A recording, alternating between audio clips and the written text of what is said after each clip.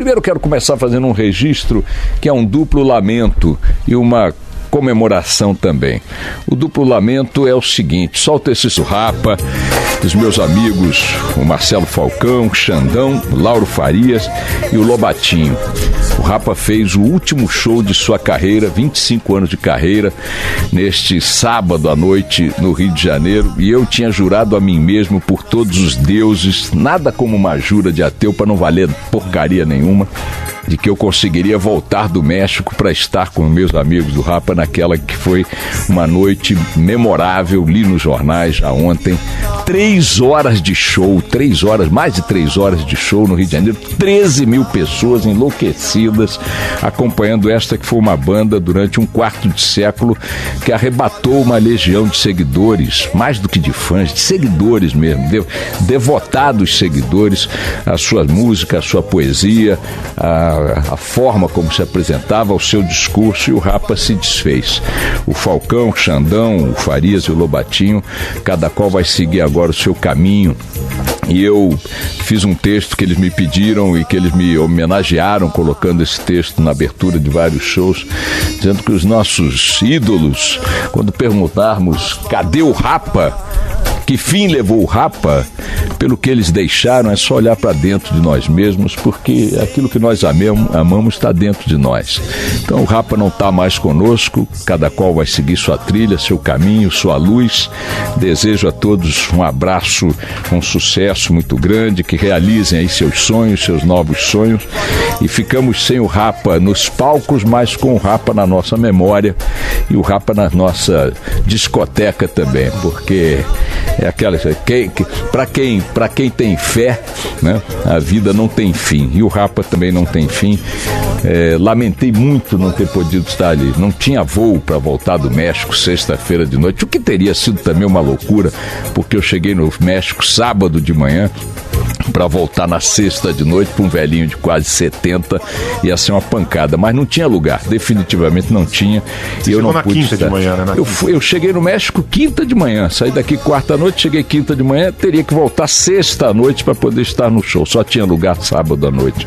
Enfim, me permitiu ficar mais algumas horas na cidade do México, onde eu estive para participar lá de uma reunião a convite do Instituto Nacional Eleitoral Mexicano, que está organizando os debates com uma grande expectativa da opinião pública, dos meios políticos, a primeira sequência de debates que eles vão fazer em 6 anos, as eleições lá ocorrem a cada 6 anos, e eles estão pela primeira vez formatando debates com uma razoável dose de, digamos, de liberdade, né, para a interpelação dos candidatos e confrontos entre eles. Até 2012 o México vinha fazendo debates muito controlados pelos próprios partidos e viravam sequências de monólogos, né? Quase que, digamos, comícios individuais dos candidatos transmitidos em rede nacional de televisão. Os debates no México, diferentemente do Brasil, são obrigatórios, eles estão previstos na legislação eleitoral, mas os candidatos não precisam ir, ou seja, é uma obrigatoriedade meio capenga. Agora, como eles eram debates que, embora obrigatórios, ninguém precisava ir, mas eles é que controlavam, os políticos, o México fazia debates mornos, sem preocupações de qualquer natureza para com o público e com o eleitor. Agora, pela primeira vez, vão fazer debates mais na modelagem das democracias que tem esse instituto, né, no seu calendário, na sua rotina eleitoral, e aí chamaram esse velho aqui para falar um pouco sobre a experiência brasileira, especialmente a experiência da Band. E é curioso, Barão e Carla, queridos ouvintes, que algumas coisas que a gente pratica aqui na Band foram acolhidas lá como sugestão, embora o debate primeiro esteja para ser realizado agora, no próximo domingo, né, em cima da hora, mas eles estão correndo, vão fazer lá, tenho certeza, um grande evento. E uma das sugestões, para vocês verem como é que certas coisas singelas às vezes ajudam, né? Além de discutir aspectos de cênicos, produção, se convida público ou não convida, como é que o mediador atua. Os 3 mediadores que vão atuar nesse primeiro debate estavam nessas reuniões, no primeiro dia dessas reuniões, depois toda a estrutura de produção e de comunicação, e várias muitas coisas que nós já praticamos aqui, não só na Band, mas em outros debates, foram ouvidas com muita atenção e algumas, desde já, incorporadas, como, por exemplo, a ideia de que não é o mediador quem lê as regras do debate, na abertura do debate, são regras complexas, às vezes demandam explicações muito longas e descrições muito longas, e a Band optou, já nos últimos debates, por fazer uma apresentação com arte. Então não é o mediador dá voz àquela explicação, mas ele não aparece, é uma apresentação de uma arte com gráficos, com movimento e tal, que facilita muito essa comunicação com o público sobre a regra de cada debate. Coisas que não é que se chegou lá para dizer o seguinte: o debate é uma defesa da democracia, não, porque vocês já sabem. Aliás, o México é uma democracia consolidada, né, com problemas gravíssimos como a nossa, principalmente a questão da corrupção, que lá para eles é fundamental, questão migratória, a questão das relações com os Estados Unidos, segurança pública. Eles têm uma taxa de criminalidade altíssima, muito parecida com a nossa, né? Também é um país com mais de 100 milhões de habitantes, tem 30 e poucos mil homicídios por ano. Nós temos 200 milhões, temos 60 e tantos mil homicídios. Quer dizer, eles vivem problemas muito parecidos com o nosso, e é em função dessa discussão que eles estão pautando o debate que vai acontecer agora no dia 22, depois mais 2 debates. A eleição acontece já na segunda quinzena de julho, então em cima da hora. Vamos torcer para o México poder avançar com a sua democracia, e a Band foi lá prestar essa pequena colaboração, e por conta disso não pude ver o Rapa, meu Deus do céu. Mas olha, é aquela coisa que eu tenho, a sensação que eu tenho sempre que eu saio do Brasil, volto e tal, de que as coisas continuaram mais ou menos no mesmo lugar, e de fato continuaram no mesmo lugar. O cenário político aqui pouco mudou, né? Os acontecimentos que pautam o dia a dia aqui no Brasil pouco sofreram alteração nesses últimos 4, 5 dias em que eu estive ausente. Um fato novo que está todo mundo repercutindo hoje, estava ontem na primeira página da Folha de São Paulo, que foi a pesquisa do Datafolha sobre a sucessão presidencial. Ontem já as agências e tudo mais, e a própria Folha, destacaram como o aspecto mais importante, né, a principal manchete dessa pesquisa, o fato de que Lula perdeu algo como 5, 6 pontos na sua intenção de voto, coisa que se atribui à sua prisão. Com isso, o Jair Bolsonaro se consolida em segundo lugar, a Marina Silva também cresceu um pouco, todo mundo pegou um belisquinho daqui e dali dessa movimentação nas camadas tectônicas das intenções de voto, mas eu queria me fixar num detalhe que não tomou a manchete ontem. Hoje alguns tangenciam esse aspecto da pesquisa. Primeiro, como pano de fundo, acho que mesmo com esse recuo do Lula, etc e tal, quando dizem, poxa, o Lula caiu 5 pontos em função da prisão, muita gente está dizendo, como, só 5? Então vejam, muita gente diz, caiu 5 pontos, mas outros dizem, mas só caiu 5? O que isso aí, tanto uma pergunta quanto a outra, indicam? Que o Lula, a despeito de tudo, a despeito de condenação, a despeito de um processo de entrega para prisão complicado, ontem a discussão toda em torno de se estava bêbado, não estava bêbado, viajou dormindo para o Paraná, não sei o que, se foi, se não foi, etc e tal, ou se tinha bebido, se não tinha bebido e tal, não fizeram o exame de alcoolemia, foi um processo que não só a questão da prisão, não só a questão da condenação, o fato policial, o fato criminal e tal, toda aqueles 2 dias em que o país ficou parado para saber se o cidadão Lula se submeteria a uma determinação judicial ou não. Aquilo, no meu entendimento, do ponto de vista de ação política, foi meio desastroso, mas enfim, não é o caso de discutir esses detalhes agora. O fato objetivo é que com isto tudo, muita gente achava até que ele poderia aumentar a sua intenção de voto, eu não levava muita fé nisso, mas de qualquer maneira não é uma despencada, ele não sofreu uma despencada. O senhor Luiz Inácio Lula da Silva continua na liderança da pesquisa, segundo o Datafolha, com o dobro, um pouco mais do dobro do segundo colocado. que é um negócio impressionante para uma figura que está condenada por crimes confirmados em 2 instâncias do judiciário, a segunda delas colegiada, com aumento de pena e com tudo que está exposto em torno da sua atuação como governante e como líder político. Então, a primeira constatação que a pesquisa faz é a seguinte: a despeito disso tudo, Lula continua sendo a peça mais importante do xadrez sucessório em função da intenção de voto que ainda detém, que ainda cativa junto a importantes faixas do eleitorado, especialmente no Nordeste. Mas ainda assim, como o fator Lula é o fator, a despeito de ser o mais relevante ainda, é o de menor probabilidade de chegar a uma candidatura, em função do aspecto legal todo, o segundo ponto mais importante ali, para mim, não foi quem tomou uma beiradinha do Lula, já como candidato colocado, se o Bolsonaro cresceu um pouquinho, se a Marina cresceu um pouquinho, se o Alckmin cresceu ou não cresceu. Aliás, o Alckmin está patinando aí, não sai daquele patamar de 6%, ou pouco mais que isso, pouco menos, se o Ciro Gomes está vivo ou não está vivo e tal, mas o surgimento do nome de Joaquim Barbosa, já com 10%, 8%, 10% em algumas análises, 9% em algumas análises, sendo ele alguém que não abriu a boca ainda para falar como candidato. Nem mesmo o lançamento de candidatura, aquelas coisas, aqueles movimentos naturais que os pré-candidatos assumidos fazem para estar na mídia, o senhor Joaquim Barbosa tem feito o oposto, né? Para não estar na mídia. Tem agido discretamente, de vez em quando coloca um Twitter aí, uma coisa qualquer na sua rede social e tal, tem se comportado de forma muito discreta, não tem dado entrevista, nada, sem mexer em nada.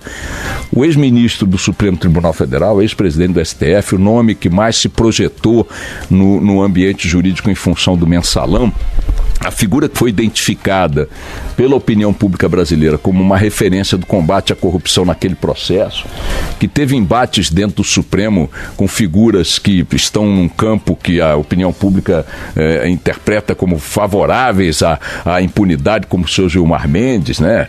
Vocês devem lembrar, está na internet até hoje disponível o bate-boca dele com Gilmar Mendes, né? São coisas, momentos que marcaram muito a imagem, a trajetória recente do ministro Joaquim Barbosa. O surgimento dessa figura no cenário coloca no xadrez algo de projeção imprevisível, né? Projeção imprevisível. Quem será Joaquim Barbosa como candidato de fato declarado?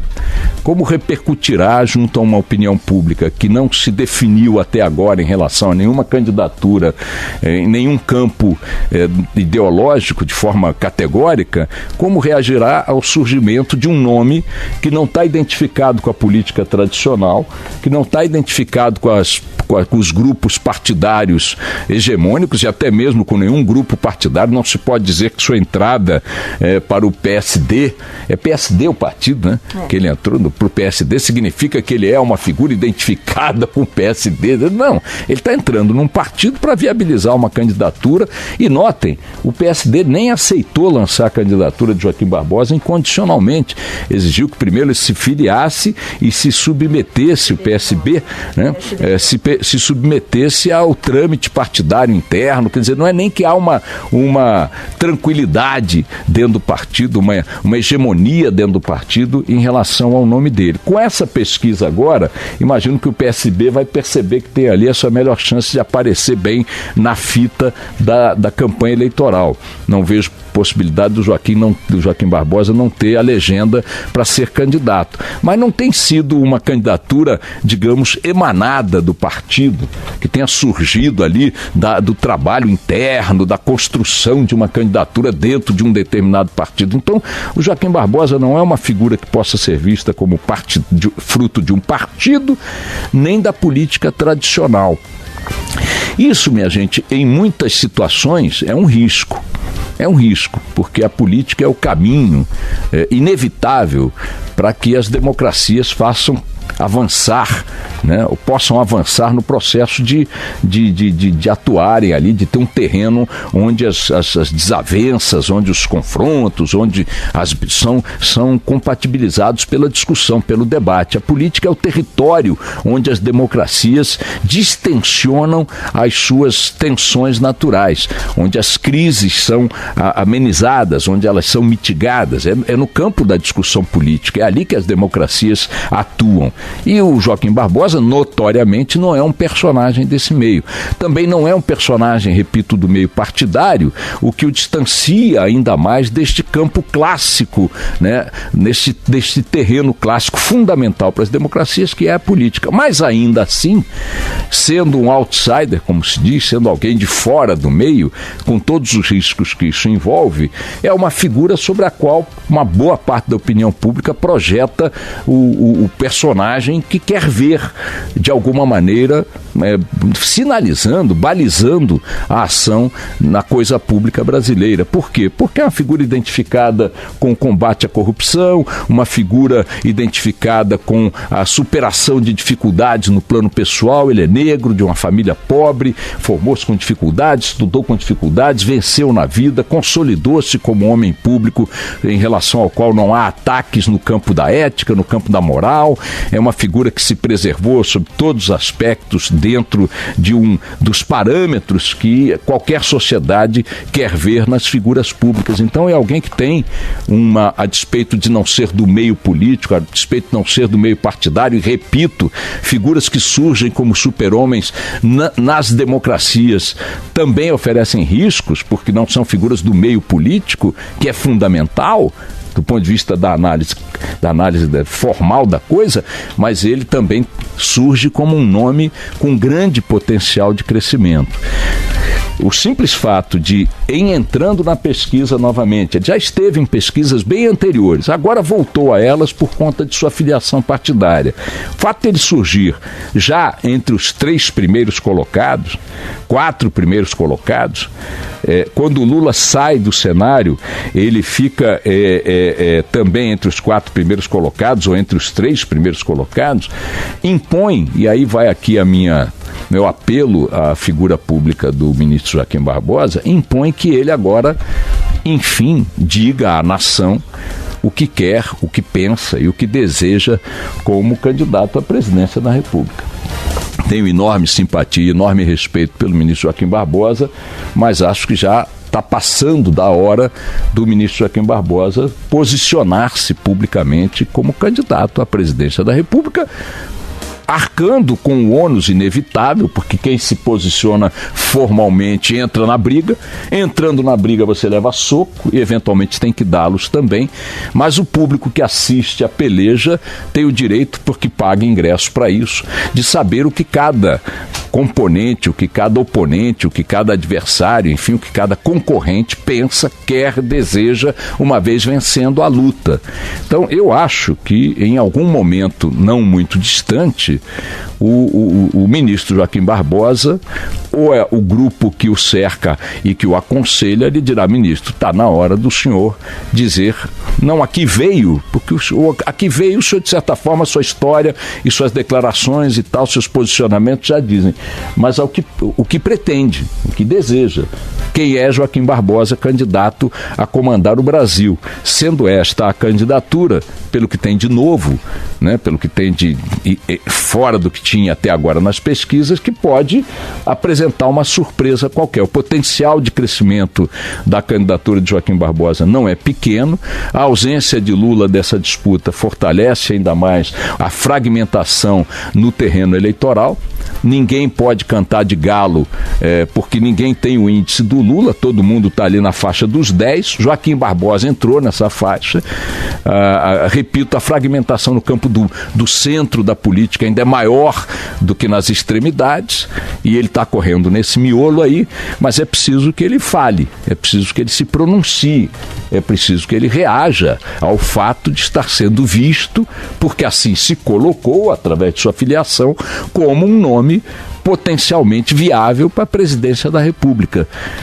Me parece que a estratégia do ministro até aqui correta, de preservar-se, porque afinal de contas não tinha um partido, afinal de contas não estava muito claro para ele próprio, parece não ter estado claro o desejo de ser candidato, agora candidato sendo, agora colocado na disputa de fato, porque assim quis, ele precisa se comportar pelas regras do jogo, expondo-se ao que a análise da opinião pública em função de seu plano de governo, de suas linhas gerais, como presidente da República, como candidato, enfim, ele precisa se expor. Mais, muito mais do que permitiu expor-se até aqui, ministro. Estamos aguardando para o senhor botar a cara na reta aí. Vamos lá.